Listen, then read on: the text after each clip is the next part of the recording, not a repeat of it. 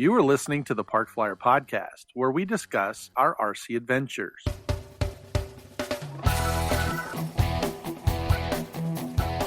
Welcome to the Park Flyer Podcast, where we discuss the ups and downs of the new RC Flyer. Join your hosts, Michael and Jay, as they take flight at the park. Now on with the show.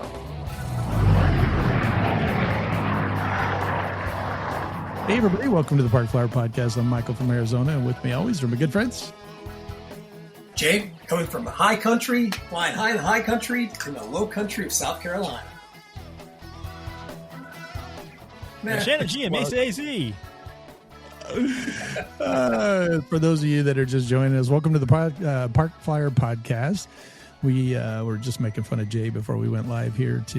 He actually wrote his little moniker down, and then he still screwed it up, so he's still got to practice. But Jay's joining us here from the studio as well. We are happy that you joined us. If you haven't already, like, subscribe, give us a thumbs up if you would on our YouTube channel. We're trying to be a little more diligent about getting those, out pretty quick. And then, if we have a Facebook page, the Park Flyer Podcast Listeners Group, and you can go there and subscribe there as well.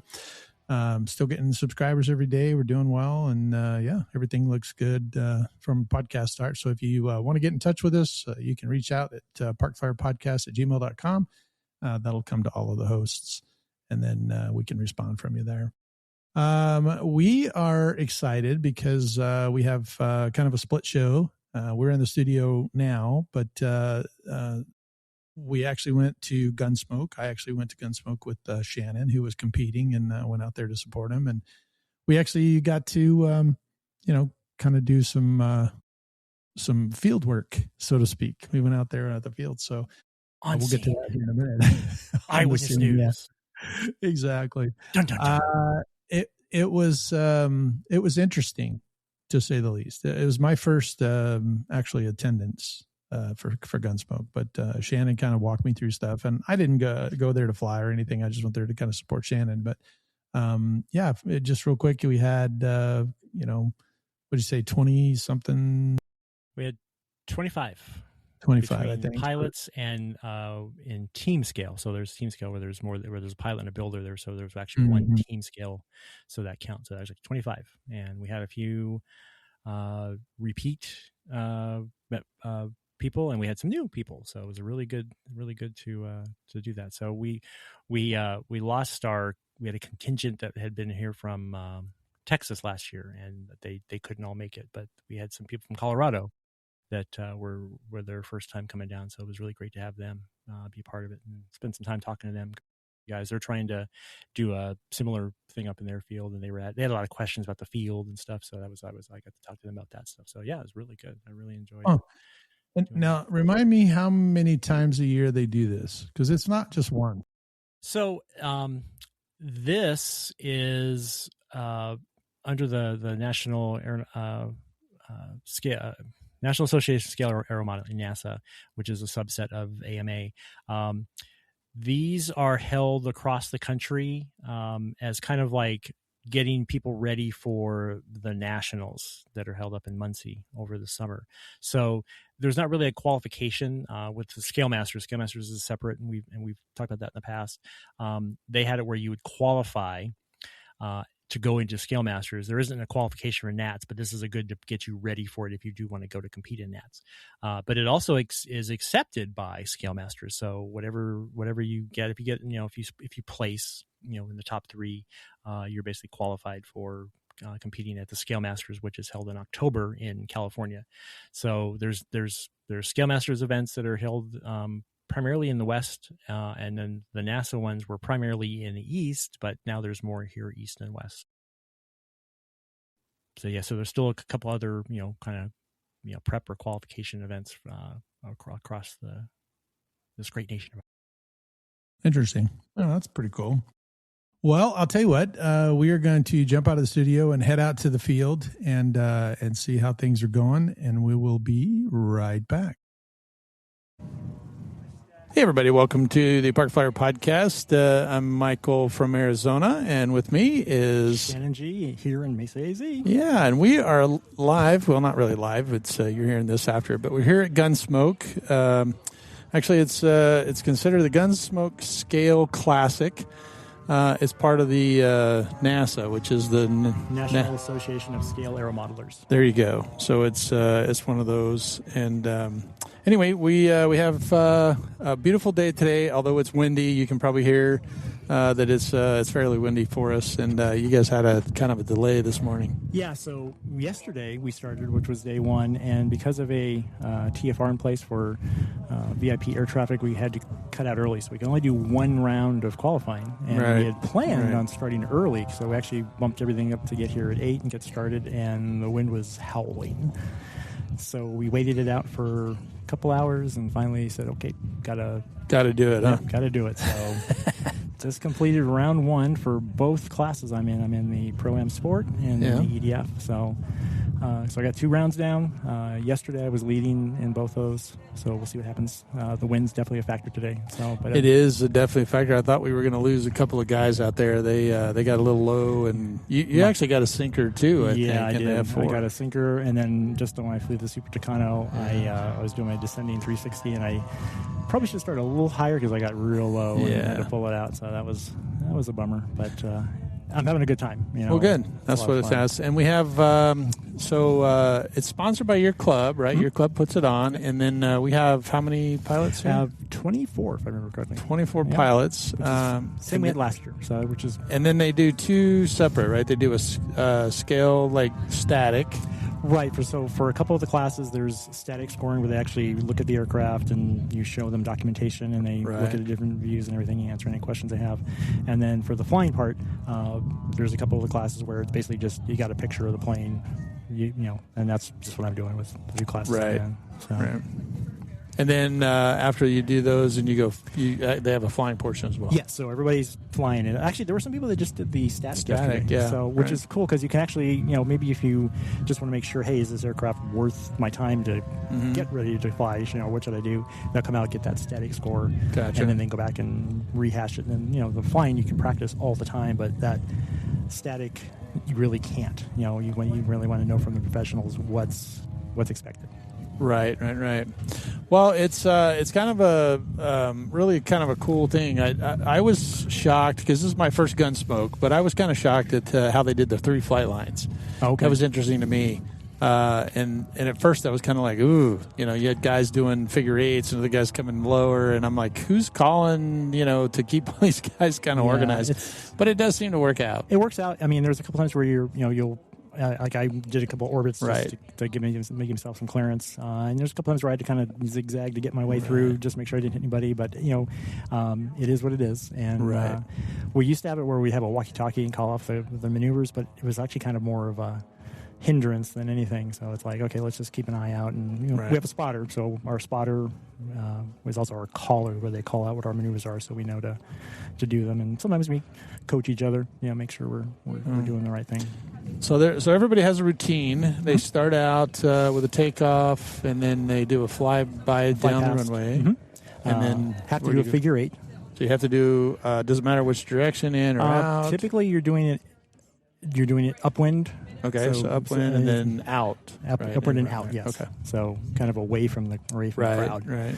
Is the way we like to call that. So, and then after that, you have the other required is what they call so we did the flight past.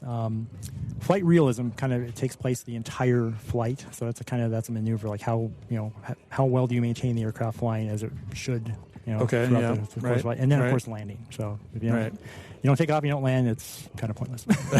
It's true. But you want to land on the runway, not out in the desert, with the wheels upside down. Yeah, and if you have a gas plane, the engine running, and even with electric, so like we still keep the prop turning no matter what. Right. So we can get more. Because it's more based on realism, yes, right? Correct. Okay. Yeah. So you don't turn it off and then. Right. And you know, sometimes you forget and you're going to get dinged for it. But I try to do my best. And you know, what I do is actually set my trim up a little higher so it doesn't turn off. Oh, that makes sense. It just stays just steady, right there. Yeah, but it doesn't really produce enough for us to do anything with you. So yeah, they had the 3-flight, and then there's the type of airplanes. Because I noticed there's no turbines today, but I was talking to some of the guys. I'm like, you have a turbine class, and they're like, oh, there's nothing that keeps you from flying one. Yeah, it's basically there's the open and the expert classes are kind of like for the guys that build the airplanes from scratch, and they can be any power system. It can be electric, glow, turbine, whatever, gas, whatever it wants to be.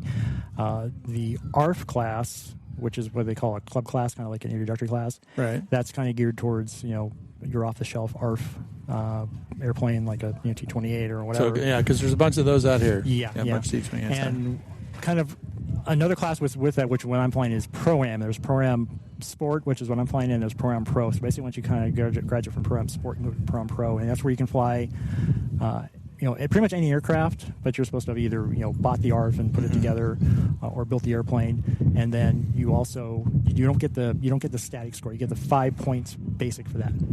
Oh, gotcha. But with the ARF, what they do is they actually do static score, but they don't do outline. So like when you buy an airplane from a hobby store, it might be a T-28, but is it exactly the scale of a T-28? Oh, right. No, and you can't do anything about it without majorly cutting the airframe, modifying it. Right. So they only grade on markings. So if you go Gotcha. to detail the aircraft, but bullet holes in it, and just make sure the numbers are in the right spot, all that stuff. That's what they look for. So. Right. Very, very cool. Well, we had a guy just landed, and he kind of flipped it over. But you were talking about the wind today was a factor because of the biplanes. Yeah, so with biplanes, they any of the tail draggers really. It's just that with as windy as this is, getting them out to the center, they're going to weather vane and have a hard time getting out there. So we were allowing them to go out, be actually placed out on the runway. Okay. So they kind of said, okay, we're not going to be judged on the taxi and in and out because of the weather. Even with my plane, it'll want to meander around the runway. So, but if you're flying those tail draggers and the biplanes, it's just this wind's a little tricky, especially to get your takeoff and your landing, and just to get it out there without again flipping it over. So they were a little leery of that at first, and we just got to the point where we got to do it, and the wind's died down quite a bit. Yeah, it has died down slightly. And then I heard them say that they're not judging for taxi yet. Right. Yeah. So taxi in and taxi out, we took off the judging for that because it's the weather. It's just the wind. It just pushes the planes around, and you really can't do much about it. I mean, roller plane, obviously, tail dragger, it's a little bit of a factor, but you got a jet or turbine powered aircraft, and on trikes, it's not a factor in real life. But even with our models, it is. They'll bounce around and want to flip over. Yeah. Well, there's a couple of Cubs out here that are they look really good. There's yellow, just a J3 Cub. It looks real good. Yep. There's a blue one that's a Marine in the Marine ample scheme.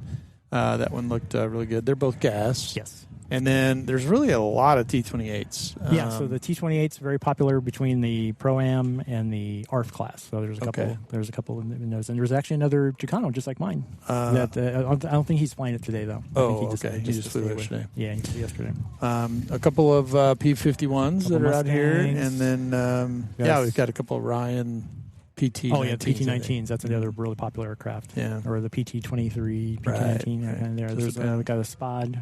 13. That's flying that. An old World War I airplane kind of thing. Flybaby down there, I think. There was a Flybaby down there, because I saw him walk it out. Yeah. So there's a lot of really good airplanes. I'm really shocked. They do look very impressive, as far as the static the time part, and effort the time into it.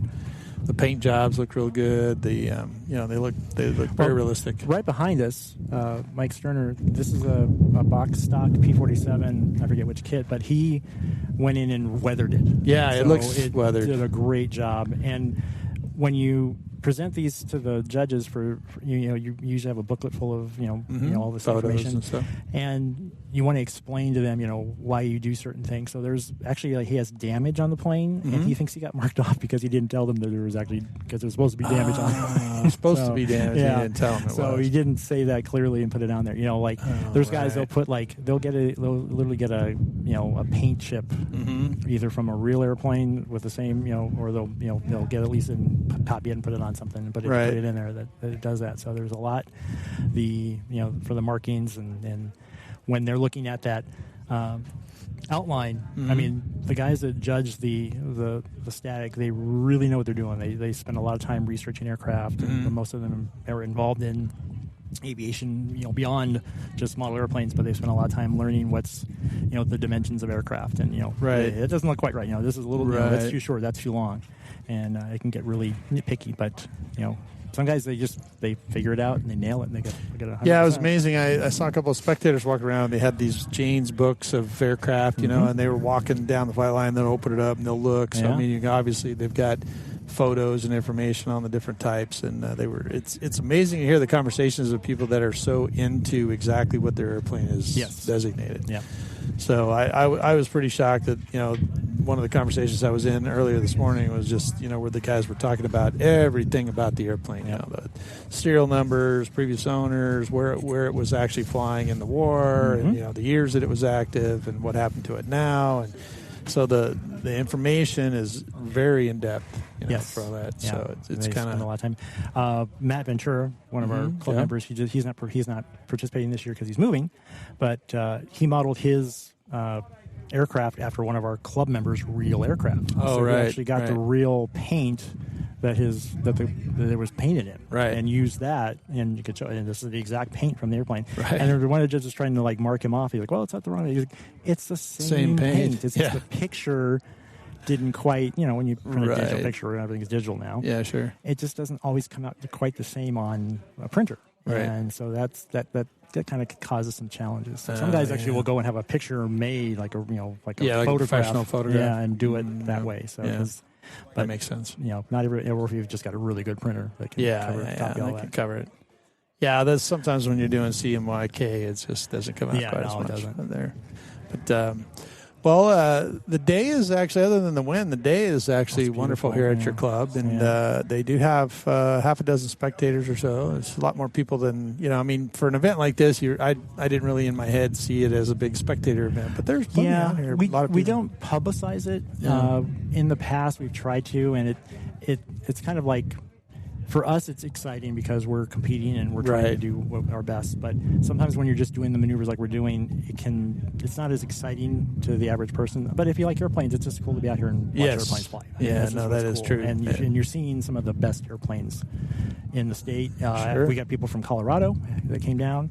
We've got people from California. I forget where else. A couple other places, but we had a bunch of guys last year from Texas. They couldn't make it this year, but we have a lot of our club members that are participating. We got actually hats off to the judges, the guys that are giving their time to judge both on the static and the flight line. They're regular club members, or they're coming from other places, and we've got some club members that are doing both. They're flying as participants, and then they're competing, or they're acting as judges. Makes it a little quick jumping out of your seat, going to get your airplane ready. Exactly. So they're really good about giving the spacing for that. So.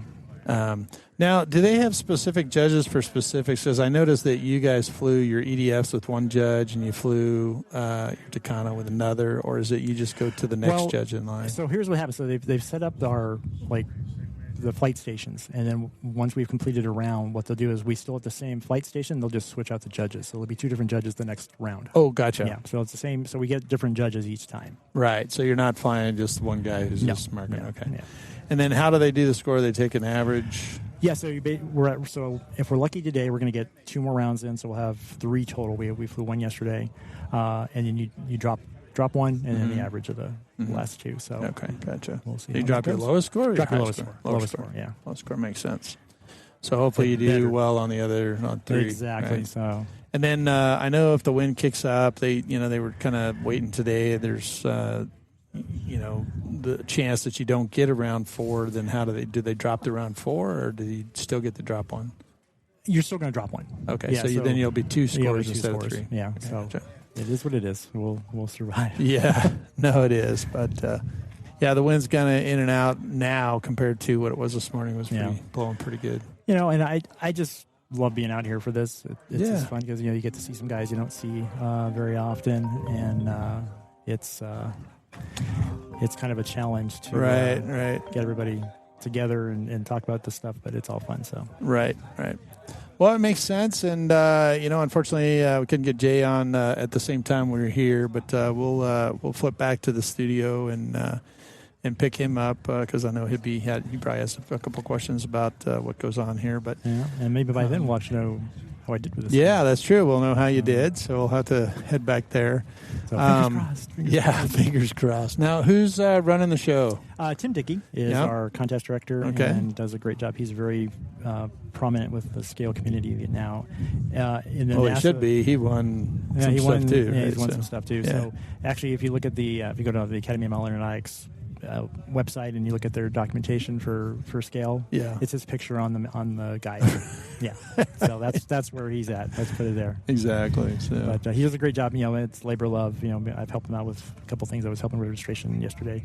Didn't have any really this morning, so I didn't have to do anything with that. But just helping him out. It's running really smooth, though. I mean, I know there's not like a whole lot. You're not dealing with 200 pilots or anything like that, but it does run smooth, and everybody's kind of moving around, and it's kind of neat to see everybody helping. I know somebody flew an EDF before you and then turned around and called for you. So Dick kind of sharing. Yeah. So there were 4 of us flying EDF, and that was only 3. So it's going to be win, place, or show for me and Dick and Bob Ruff. Well, there you go. Well, that's perfect. Yeah, I saw Bob was flying his little Panther, I think. Cougar. Cougar. Yeah, Cougar Panther. Pretty close. And I wasn't close enough to it to see the differences, but now that you said it.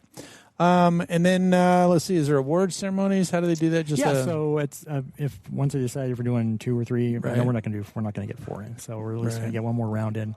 Then they'll tally up all the scores, and we'll have a little awards. They got some really cool awards. I think Kenny Kier put them together. They're actually like plaques, but then they have models. Yeah, we had that at the last. I think that's the new trend because we had that at the last event. Yeah. And I had a couple of those from the events prior, so where there's a plaque and they have a model aircraft on top of it. It's kind of neat to see. It's fun to see those. It's kind of 3-dimensional.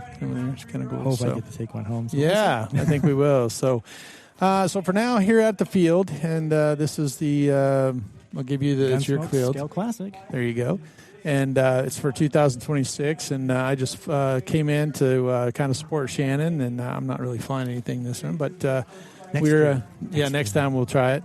We're going to give him a thumbs up and wish him the best when he completes this one. But for now, we're going to head back to the studio, and good luck. We'll find out how you did when we get back to the studio. So, pins and needles. For right now, I'm Michael from Arizona. Shannon G, Mesa AZ. And we'll see you back in the studio. And we're back in the studio. As you just heard, kind of left Shannon. I had to leave. My wife had something for me to do, and I had to leave a little bit early. So we still are waiting for the results and to figure out what else happened because I had to leave before the last flight there. So I left kind of Shannon hanging there. Which I'm sorry. I kind of like this. I know you didn't plan it, but it's kind of like we had a cliffhanger and we didn't even plan it. It's kind of like, and true. Yeah, we did. The winner's going to be. I know, right? We gotta go. Exactly. Tune in next season 4.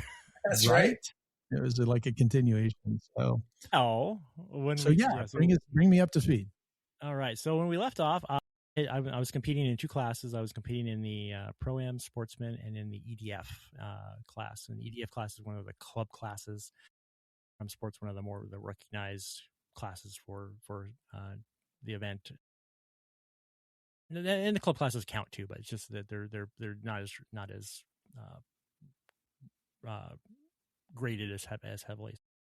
But so I was doing really well, and then but other people were doing just as well and catching up in points wise. And so the last we did 3 rounds. I think we done 2 before you left on Saturday. We'd done the one on Friday because Friday had been blown out pretty much.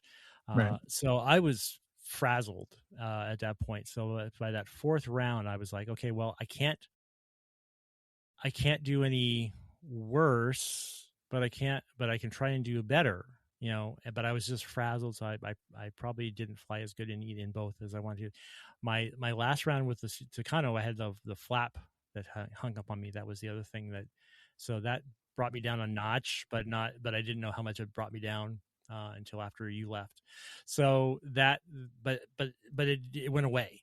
So when I flew my last round, it went away, and it just totally acted normal. So the wind had picked up a little bit, so it kind of changed a little bit after you left. It was kind of getting a little windier again, so that might have been a factor. But in the end, all being said, so I took second in Pro-Am Sportsman with my Tucano. Oli Ricio took first place, and a couple of guys behind me. I forget who all got what, but then in the EDF, so the EDF, there was three of us. There was me, Bob Ruff, and Dick Rocheford. And I've been calling for Rick or for Dick, and Dick had been calling for me. And Dick's a club member. He's a big part. He's always at AEF. He's always at the club events. He's a great guy. Just can't say enough about him. He ended up winning EDF, and he was flying the FMS F86, and he brought his A game those last two flights. So we actually went back and looked at the scores just to double check, and it was 0.25 difference, and like 0.5 from like the the second to third. It was just 0.05. It was like ridiculously tight scoring. So it was good. I was really excited that Dick won, because he's he's a great part of the club, and then but he's just one of the guys that's kind of there, has a good time. He's pretty easy going. He's a real easygoing guy. Yeah, he's a great guy. But then he was in shock. He's like, I won. I know how that feels. Yeah, I was like, wow. Yeah, you won the raffle, and you didn't. Yeah. So, but no, it was great. I forget. I think Noel Hunt. He's been a big part of this. He actually won like the overall like award for like the whole event, because like there's, I think he competed in more when he got first in his class. There was a couple of the classes where there was only one competitor, like the team scale. But there was the one guy in the builder. They were flying that Mustang. They were down the table from us a ways. But they improved from last year. So so even though they didn't compete, they were competing obviously, but they weren't competing against anybody other than themselves. They actually improved from the previous year. So that's one of the cool things. Mike Steiner, one of another club members, he was competing in the other class, the other club class, which is like the ARF class, and I think he did really well. I forget what but he had that P-47 right next to us that he had totally done detailed and everything. Yeah. So that was nice. Definitely brought up his A game with that. I think we talked about him previously too. But so the guys, the longtime competitors, just really brought their A game. So it was good to see that. So when you, I guess my big question was, it was pretty, at least for your plane wise, for anything on the plane, the actual model itself that you want to change for the next competition that you have to do. So here's the thing, with that, in the EDF class last year I flew the Sukhoi, which crashed, and I was rebuilding a new one to have ready. I just didn't get it done. So I flew probably my oldest, not my oldest, but my one of my most reliable, my F4, that's 6.5 years old. And I if anything that did help me, at least be competitive, because I was leading for a lot of this until the end, and I got brought up. So probably, I just hope I have the Sukhoi or something similar next year, back to kind of, because I think the F4 is a great flying plane, but it's a little smaller, and I think the overall flight realism drops off a little bit compared to even the F86, because I think just the F86 presented itself a little better in the air. I can slow the F4 down to make it look a little bit more scale, but then it doesn't fly as good. So there's that kind of that fine line with EDFs, that you can have a plane that flies 1,000 miles an hour, but when it's a little smaller, it doesn't look right. So it doesn't. Right. So that's that flight realism, which is a couple points, and I think I took a hit on some of those points, and just some of the maneuvers. I'm going to change my flight routine. Definitely. I think actually I'm like, Dick, I think I'm going to use your flight routine because you went with it. So I'm going to go with that next year. There are some choices I made for my flight routine and things that I probably just want to change. But as far as the Tucano, I don't know if I'll fly the Tucano again next year. I have other planes that I haven't gotten around to. I have a Nexa Cub in the Navy airship squadron paint scheme that I think just will present better, and I can do more. I love flying cubs, and I love the kind of the cub maneuvers. You can kind of do like the side slips and the chandelles and things like that just look better with a plane like that. So I think just changing the aircraft. I obviously getting second place with the Tucano, for the first time out. I think that was pretty good. I've been flying I flew the Trojan last year, and I flew the Cessna 170 the year before that, and I flew a little, not micro, but smaller Navy Cub years before when I was first getting started. It's like, then that did me no good, because that plane was all over the place, and it just didn't look right compared to everybody else. Right, and that makes a lot of sense. Now I'm thinking about it, that we're like a bigger Cub, flying slow and being impressive, like you said, where people, like you said, doing slips or doing whatever maneuvers, just would look better with a bigger Cub or a bigger aircraft, as opposed to like a UMX.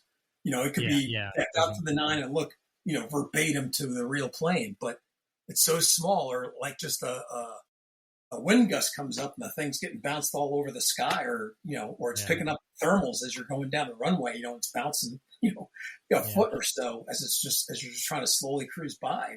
It's just not going to look right. Well, so. and then Pro-Am with, again, the guy that won with a T-28. So it was literally just a hair's breadth of points there too. It was very, very small. It wasn't like, oh my gosh, I choked on something. It was just like one of us did something a little better than the other, on each round. Those Romanian judges, man, they get you every time. I know. No, the judges are great. I respect the judges because they're all volunteers, and we actually had some judges that were doing both. They were flying and being judges.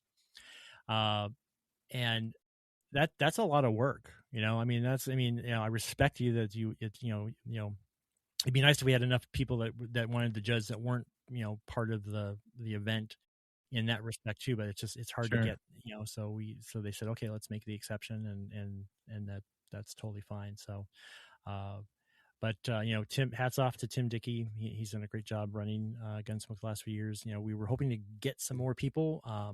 I think the weather, definitely was a factor, and just traveling right now. As we all know, traveling's a little expensive, especially if you're bringing an RV or something. It would be a little pricey from Texas or anywhere else, for that matter. So, but definitely, I love doing this. I'm actually, what I'm thinking. Here's what I'm hoping.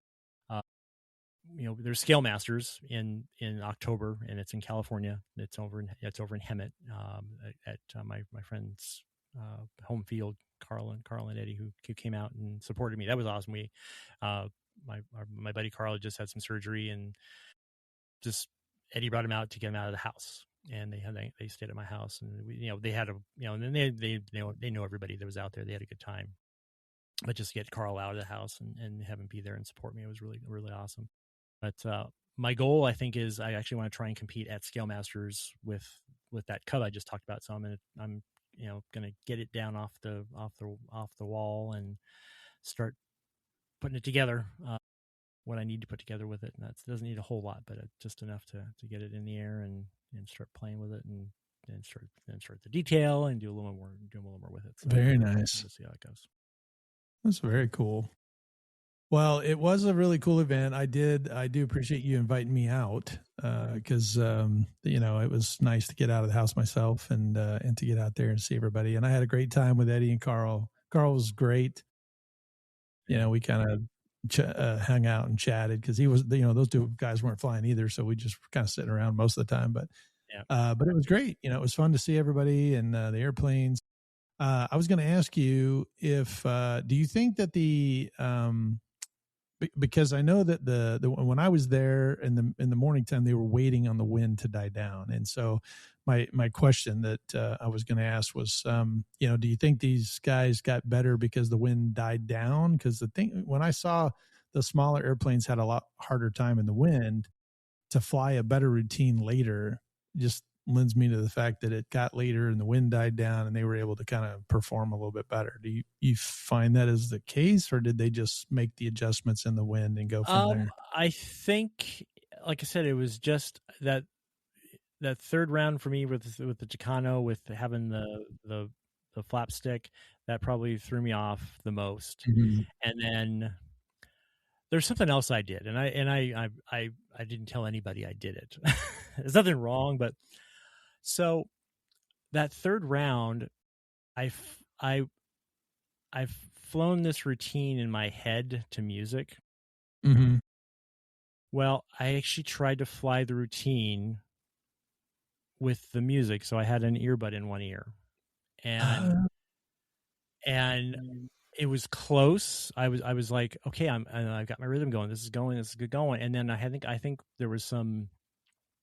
We're flying 3 flight lines. There's three flights going, and sometimes when you're trying to do the same maneuver in the same space, it gets a little congested, and you have to like kind of bump and jump or go out in circle. And I think I had to go and like go a long run in, and I think that threw me off. And then I'm like, okay, I couldn't easily stop it because I would reach up and hit my earring, but I couldn't because I was flying. So I was like, okay, Right. so let's go. And then it ran into the next. It's the same song, just a different version. I was like, okay, well that just threw me off. All right, so that didn't work. Gotcha. Live and learn. Oh, there was that. So there was that little thing, and I'm not going to say that's what the cause was, but it was just like, okay, I was trying something different, and I was in the groove for a while, and then I lost it, and it's like, okay, well, I can't do that again. Yeah. No, I can see that. Then it kind of makes sense. So, but the wind a bit, I guess I can tell you for sure. Like I said, Dick with his F-86, his routine was solid, and he just flew it better the last 2 rounds, and he really did, and I probably didn't. So that was my own darn fault. Yeah, we live and learn. I mean, you'll know for next time. Yeah, no, it was great. I mean, I like I said, it's I'm glad I got a couple pieces of hardware to bring home and hang on the wall somewhere. Gotta find room for them. But I just like the fact that I'm out there with the guys and having a good time and mixing it up. Was fun. And if I can if I can get a number 1, next time, that's the goal. So keep going. Well, keep hanging in there. We're supporting you. So Pro-Am, there's 2 versions of there's Pro-Am Sportsman, and then there's Pro-Am Pro. So if you win Pro-Am Sportsman, you have to move up to Pro-Am Pro. So Oli has to go into Pro-Am Pro. Obviously, he won't be competing against me next year. So there we go. Right. I got one. Get rid of him. Get out of here. You got that going for you. So it's a win by attrition. Yeah. And then I don't know if it works the same way. I think once you win Pro-Am Pro, you have to at least move up to Open, which is like the next level. And there was only one competitor in Open this year. It was Mike Peck, flew his Cub. And he's like, "Come on, guys, I need more people up here with me." I'm like, so yeah, no doubt. Again, then you're getting into like the static scoring and things like that. We actually had a couple guys that came out. They brought their planes out for the static, where they would just be judged on the markings and the outline. And there's actually one plane that was judged that is part of the raffle that NASA has to help support the U.S. team going to the world scale aerobatics. Very nice. Tony Milogos, he built this beautiful, I forget which kit. I think it's a Top Flight, their giant scale F6 F Hellcat, and they scored it, and it scored 100. So Tony, no way, he's never flown it, but he built it, and then he just like, well, I don't know, and then they said, well, hey, that's a beautiful plane. If no one's going to fly, maybe we can, at least get something out of it, and. So I don't know all the details, but they scored it, and all the documentation that Tony provided, like he went into that level of detail where you need to provide, the official paint colors and samples of those paint colors, and then show it against that, and then against the real aircraft, and he got 100 on it. It's like, wow, that's tough. I mean, it's real tough, but that's where it's at. And a couple of the guys. Yeah, I didn't even know that they scored 100. I thought Tim Dickey, when he maybe at the world levels they don't score hundreds, but I do remember him telling us that that's very, very difficult. Yeah, and I don't know if maybe there's a little bit of, okay, well, because we're giving it away, let's make it sound. Yeah. But everyone who was there was like, no, it's 100. He did that good a job. So Okay. that's I'm sorry I missed that. Really cool. Yeah. That is kind of cool. So, well, we're about out of time. There is an event that's coming up this weekend. Why don't you run through real quick before we go and let us know? Before this week, we have an event coming up this week. It's the E-Jet Day. We started this as when we had smaller aircraft restricted from the Jet Rally, but we started our own. But it's kind of kept growing and growing. It's next Friday and Saturday, so 2 days. Even though it used to be 1 day, but now it's 2 days. So it's E-Jet Days at AMA. But before that, our runway is being resealed with the HA5 stuff. Actually, I went out to go help pull all the tables and chairs. They already had done before I got there. The gate was locked. It was really windy. Everyone stopped flying, so they'll just pull the tables and chairs. No one wants to fly. It's too windy.